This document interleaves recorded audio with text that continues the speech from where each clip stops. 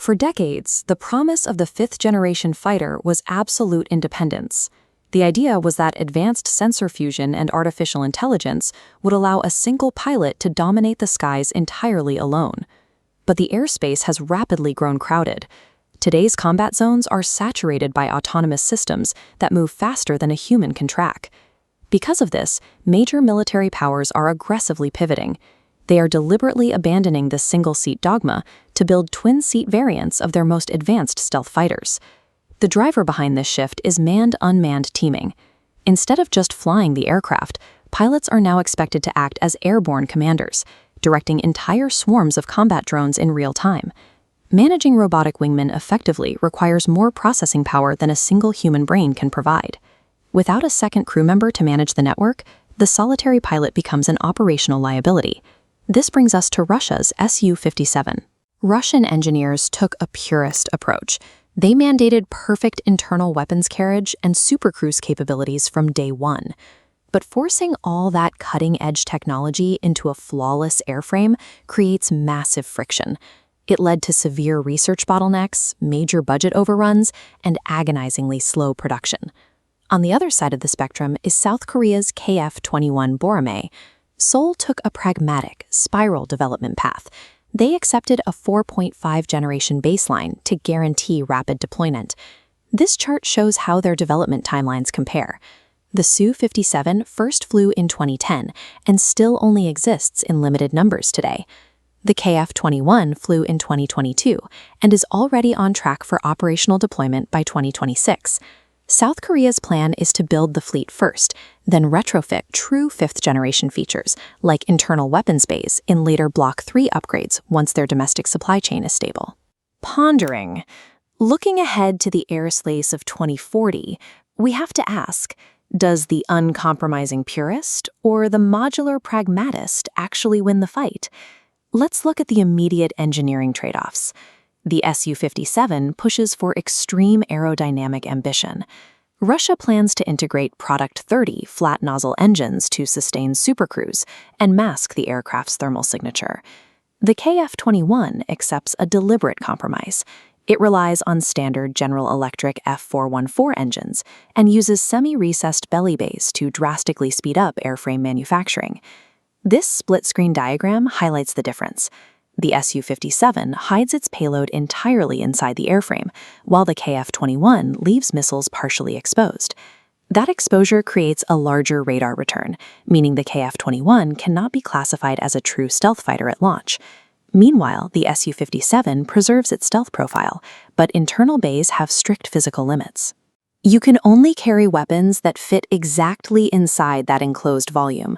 Because the KF-21 isn't constrained by internal dimensions right now, it can mount massive weapons like the MBDA Meteor. This powerful ramjet-powered missile maintains its energy all the way to the target, drastically increasing long-range terminal lethality. South Korea trades immediate stealth for superior heavy firepower today. Russia sacrifices payload volume to ensure it remains invisible. In modern combat, the jet that gathers and processes the best data usually wins. The Su-57 tackles this by scattering multiple radar arrays across its airframe to build 360-degree situational awareness. This heat map illustrates the detection advantage. The Su-57 projects scanning cones from its nose, sides, and rear, creating an omnidirectional net to spot enemy stealth fighters. The KF-21 takes a typical Western approach, relying on a single, highly capable, forward-focused array radar.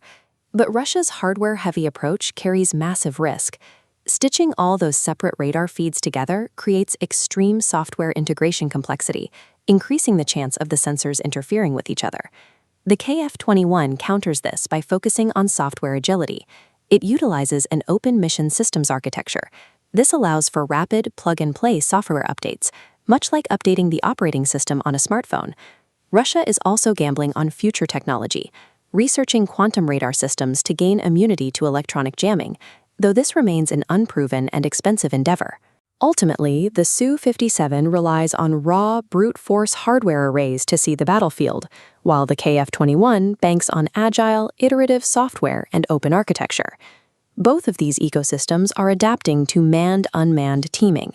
Drones, like Russia's S-70 Okhotnik, push ahead of the manned fighter, acting as forward sensors, absorbing missiles, and launching off-board strikes. This flowchart illustrates the problem. A single pilot trying to fly, evade missiles, and command 4 drones quickly hits a cognitive bottleneck. Adding a mission systems officer solves this. The pilot focuses on survival, while the second officer manages the drones and network.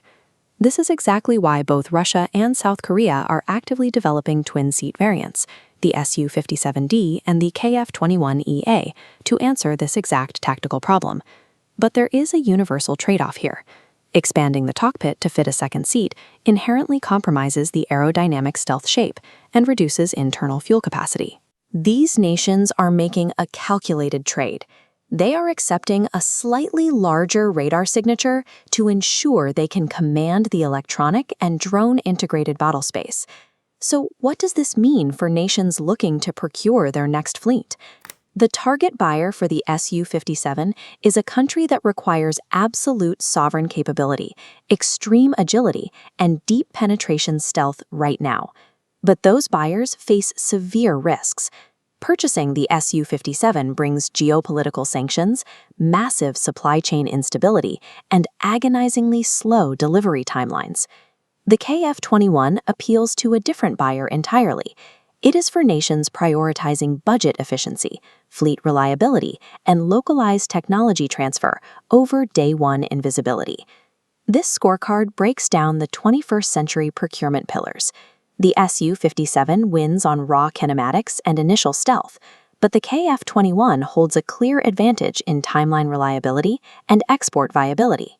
Both platforms are adapting well to drone integration. The main risk for KF-21 buyers is that they are relying entirely on industrial promises. They have to trust that future Block 3 upgrades will actually deliver true 5th-generation stealth by 2032. The winner of the 2040 airspace won't necessarily be the jet with the sharpest turn radius. It will be the platform that best operates as a flying server rack. Russia built a thoroughbred fighter that is trying to become a computer. South Korea built a flying computer, designed to eventually evolve into a stealth fighter.